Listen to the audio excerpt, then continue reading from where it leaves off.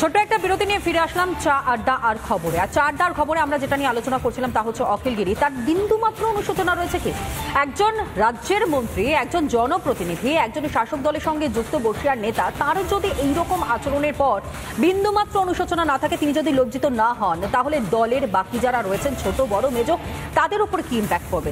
তাহলে তারাও বুঝবেন যে আমরা যা বলেছি বা আমরা যা করেছি তা খুব একটা বেশি অন্যায় নয়। যারা আমাদের সঙ্গে উপস্থিত রয়েছেন, দীপ্তার্শবাবু রয়েছেন, রাজুবাবু রয়েছেন এবং সুকান্তবাবু আমাদের সঙ্গে রয়েছেন, প্রত্যেকের সঙ্গে আমরা আলোচনায় যাবো। রাজুবাবুর কাছ থেকে তো আরো অনেক কিছু জানবার রয়েছে, কিন্তু তার আগে একবার গতকাল দলের নির্দেশ এবং তারপর সংবাদ মাধ্যমের মুখোমুখি হয়ে অখিলগিরি তিনি যেমনটা বলেছেন যে দল আমাকে বলেছে, নির্দেশ দিয়েছে পদত্যাগ করতে, তাই আমি করছি। কিন্তু বন দপ্তরে যে দুর্নীতির কথা তিনি গত পরশু বলেছিলেন, ওই বন দপ্তরের মহিলা সরকারি আধিকারিককে আঙুল উঁচিয়ে কথা বলতে গিয়ে সেই জায়গা থেকে তিনি কিন্তু সরে যাননি। সুতরাং এখানেই সন্দেহ করা হচ্ছে তাহলে বন দপ্তরে যে কোটি কোটি টাকা, লক্ষ লক্ষ টাকা দুর্নীতি হয়েছে তার পর্দা এবার কি তাহলে ফাঁস হতে চলেছে?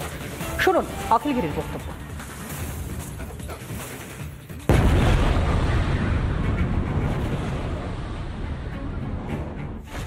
আমি জানি ফরেস্টের কি কাজ হয়, কত বড় দুর্নীতি আমরা সব জানি।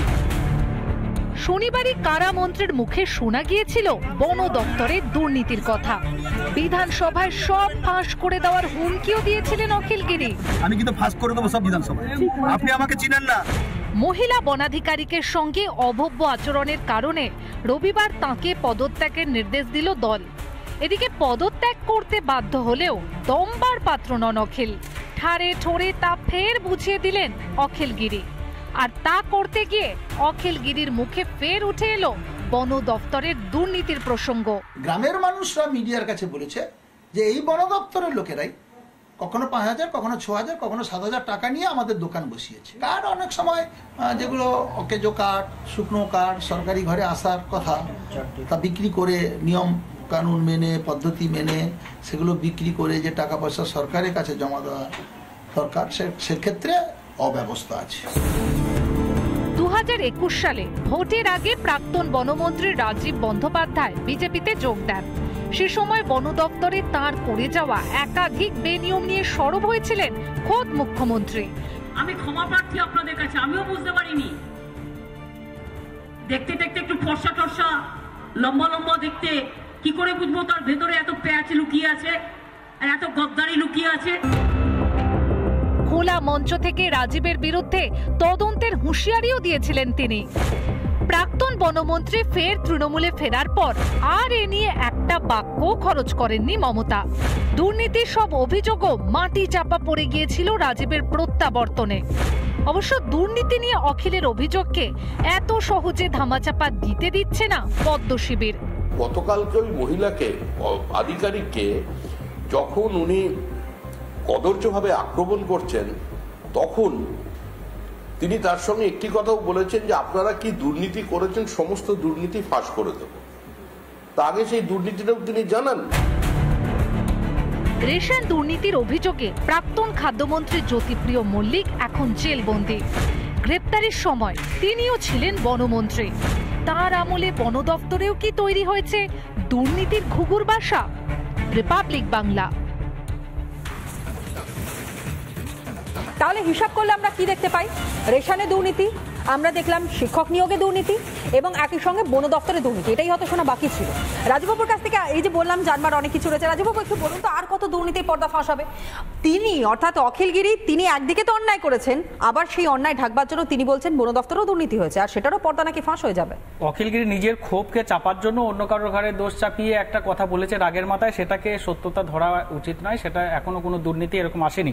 আমার একটাই পয়েন্ট, মানে অখিলগিরি নিজের দোষ চাপা দেওয়ার জন্য তিনি এই মন্তব্য করছেন। তাহলে মুখ্যমন্ত্রী মমতা বন্দ্যোপাধ্যায় তিনি কি দোষ করেছিলেন?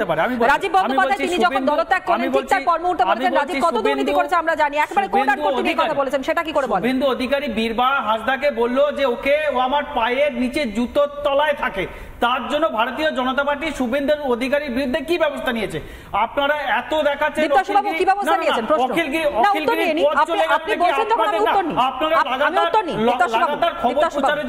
লাগাতার খবর প্রচারের জন্য অখিলগিরির পথ চলে গেল, কিন্তু লাগাতার কবার খবর দেখিয়েছেন শুভেন্দু অধিকারী যে মহিলা মন্ত্রীকে বলছে, একজন আদিবাসী আপনার জন্যই তো আমি প্রশ্ন রাখছি, বিদ্যাসাগর উত্তর দিন না, আপনারা কি করেছেন? না একটা পাই উত্তর নিন, দিলে তবে তো বলবো। আচ্ছা, উনি বীরবাহ হাঁসদা তো এটা নিয়ে হাইকোর্টে মামলা করেছিলেন। হাইকোর্টে এক মিনিট, হাইকোর্টে মামলাটা কেন খারিজ হয়ে গেল? হাইকোর্টে মামলাটা কেন খারিজ হয়ে গেল? বীরবাহা হাঁসদা নিজেই কেন মামলাটা তুলে নিলেন? তাহলে বীরবাহা হাঁসদা কি শুভেন্দু অধিকারীর সঙ্গে জড়িত? এবার দেখুন, এই যে বন দপ্তরের দুর্নীতি, আচ্ছা অখিল গিরির আগের মাথায় বলছিলেন, মমতা ব্যানার্জিও আগের মাথায় বলেছিলেন, এবার আপনি বলছিলেন কিসে কিসে দুর্নীতি নেই? কয়লা আছে, গরু আছে, বালি আছে, বন আছে, আলু আছে, মাছ আছে, শুনুন না, আলু আছে, মাছ আছে, ধান আছে, রাজুবাবু শুনতে পাই না। রাজুবাবু শুনতে পাই না। আমি পিসিআর কে বলবো এই সাউন্ডটা মিউট করতে, তার কারণ এর কোনো যথাযথ প্রমাণ আমাদের কাছে কিন্তু নেই। কিন্তু বিষয়টা একটা জায়গাতে আমি আসি, না না, আমি একটা জায়গায় আপনি যে আমাদেরকে শোনাচ্ছেন তার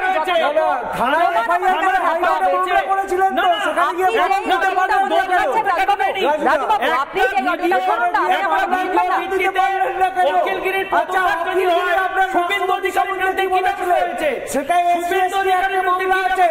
অখিলগিরিকে অ্যারেস্ট করেছেন।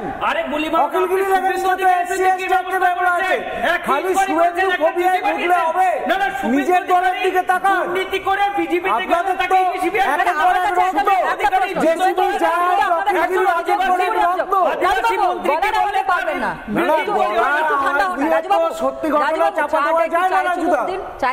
আমি একটুখানি একটা বিষয় জানবার চেষ্টা করি। শুভেন্দু অধিকারীর বিরুদ্ধে আপনাদের ভুরি ভুরি অভিযোগ। শুভেন্দু অধিকারী তিনি নাকি প্রচুর দুর্নীতি করছেন। না, আমাকে বলতে দেবেন একটু, প্লিজ আমাকে একটু বলতে দেবেন।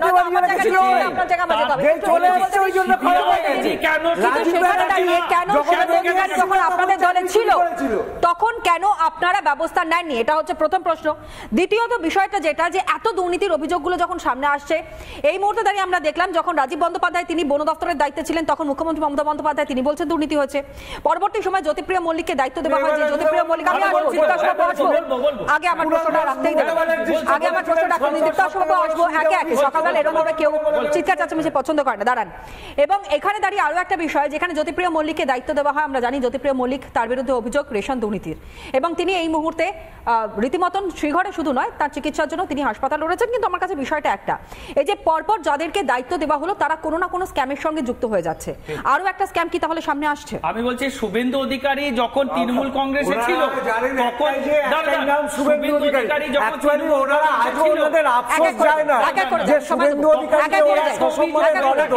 এত দুর্নীতি হয়ে থাকে, শুভেন্দু অধিকারী এতগুলো পদ যখন হোল্ড করেছিল তৃণমূল কংগ্রেস অভিযোগগুলো বিজেপিতে যাওয়ার রাজবাবু আপনারই প্রশ্ন, একটু শুনুন, একটু শুনুন রাজবাবু, একটু চা খান, একটু জল খান, একটু ঠান্ডা হন, একটু ঠান্ডা হন, আপনারা রয়েছেন, একটু ধৈর্য ধরুন। আচ্ছা, ওনারা অ্যাকচুয়ালি জানেন তো, ওনাদের একটা এখনো খুব আফসোস যে শুভেন্দু অধিকারীর মতো জননেতাকে ওনারা মানে দলে ধরে রাখতে পারেননি, এবং সেই জন্য সবসময় শুভেন্দুর নাম জপেন। শুভেন্দুকে 2017 সালে আপনারা করে দেখিয়েছিলেন শুভেন্দু অধিকারীকে নিয়ে। না না, শুভেন্দু শুভেন্দু অধিকারীকে নিয়ে যে খানিক আগে প্রশ্ন করেছিলেন না যে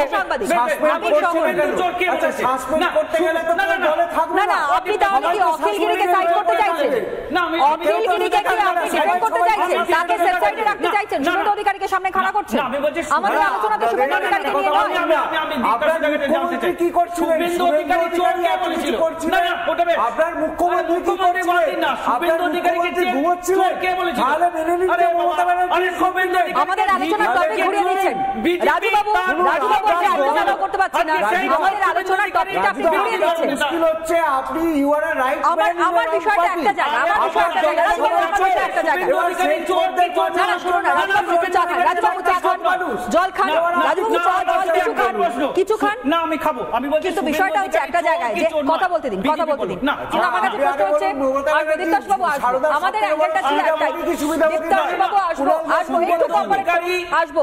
রাজবাবু না না, আপনি শুভেন্দু অধিকারীর মধ্যে আটকে গেছেন, হয়তো শুভেন্দু অধিকারী ভূত দেখছেন, রাত্রিবেলা স্বপ্ন দেখছেন, হতে পারে, জানি না। কিন্তু আমার কাছে একটা স্পষ্ট বিষয়, আপনারা কথা বলতে দেবেন আমায়? আমি তাহলে বলবো, যদি পারমিশন দেন। রাজবাবু বলবো কিছু? হ্যাঁ, ভাগ মুকুল ভাগটা বলবেন, আর ভাগ শুভেন্দু ভাগ বলবেন, তাহলেই হবে। মানে আপনি আমাকে শিখিয়ে দেবেন তারপর আমি বলবো। ভাগও তো আছে। না না, আমার কাছে একটা বিষয়, দীপ্তাশ বাবু প্লিজ, আমাদের কাছে একটা বিষয়, সেটা হচ্ছে দলের তরফ থেকে কি পদক্ষেপ নেওয়া হয়েছে। একেবারে সোজাসুজি প্রশ্ন, আপনি উত্তর দিন। দলের তরফ থেকে কি পদক্ষেপ নেওয়া হয়েছে? তাকে সাসপেন্ড করা হয়েছে, তাকে বহিষ্কার করা হয়েছে, তাকে সরিয়ে দেওয়া হয়েছে, মন্ত্রী পদ থেকে তাতে যাতে তিনি পদত্যাগ করেন সেই বিষয়টা নির্দেশে দেওয়া হচ্ছে। কিন্তু এর সঙ্গে তো আরো বলা হয়েছে যে যেই মহিলাকে এইরকম ভাবে অপমান করেছেন, হুমকি দিয়েছেন পর্যন্ত যে তিনি ওখানে কতদিন থাকতে পারেন, সেই মহিলার কাছে ক্ষমা চাওয়ার কথা বলা হচ্ছে। তিনি মন্ত্রী হিসেবে গেছেন, মন্ত্রীর পদ থেকে ছেড়ে দিতে বলা হয়েছে। শুভেন্দু অধিকারী একজন বীরবা হাঁসদা আদিবাসী মন্ত্রী যাকে জুতোর তলায় নিচে থাকে, তার বিরুদ্ধে বিজেপি কি ব্যবস্থা নিয়েছে আমাকে বলুন। না না, দর্শককে বলুক, রিপাবলিকের দর্শককে বলুক বিজেপি কি ব্যবস্থা নিয়েছে শুভেন্দু অধিকারীর বিরুদ্ধে, যখন একজন মহিলা আদিবাসী মন্ত্রীর বিরুদ্ধে বলে যে সে আমার জুতোর তলায় থাকে, আদিবাসী জাতিকে অপমান করেছে, মহিলাদের অপমান করেছে, তার বিরুদ্ধে কি ব্যবস্থা নিয়েছে বিজেপি মুখপাত্র রিপাবলিকের দর্শককে বলুক। রাজবাবু কালকে রাতে ঘুম হয়েছে? না না, আমার তো ঘুম হয়েছে। স্বপ্ন দেখেছেন? না, শুভেন্দু অধিকারী কি বলেনি জুতোর তলায়? না আপনি বলুন না, আমার স্বপ্ন দেখেছেন। আপনি বলছেন শুভেন্দু অধিকারী বলেনি, আপনি বলুন যে বলেনি। আমরা তো বারংবার করে একই কথা বলছি।